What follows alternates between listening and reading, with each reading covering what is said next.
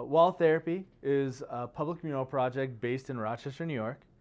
And our whole mission is to provide a public community level intervention using mural art as the vehicle to address our collective need for inspiration. You know, everyone around us, regardless of what your background is, could use a pop of color. So the project kind of got its roots in 2010 with Dr. Ian Wilson. He grew up in East New York in the 70s during really the birth of graffiti as we know it today. Relocated over the course of years to Rochester, and that year there was a heavy spate of youth-on-youth crime, violence, homicide, etc. And he just wanted to provide something that would be a positive alternative.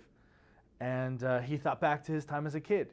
So he decided to try and do something similar here in 2011, starting with a project originally called Visual Intervention.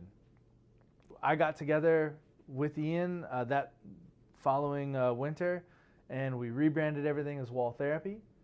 And from 2012 on, it's just been going off. Earlier this year, I met up with the folks at Kodak, told them about this trip that we were taking to Berlin to work with Urban Nation, which is a museum based out of Berlin, focusing on street art and graffiti culture. And, you know, I thought back to how important Super 8 was in documenting my early childhood, the family vacations.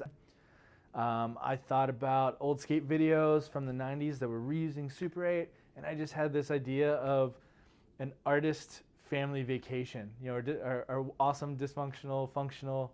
You know, none of us had ever traveled as a giant group before, and just, you know, none of us had ever been to Berlin before. And so being able to capture that in Super 8, like my old home movies, was just something that I thought would come out super cool.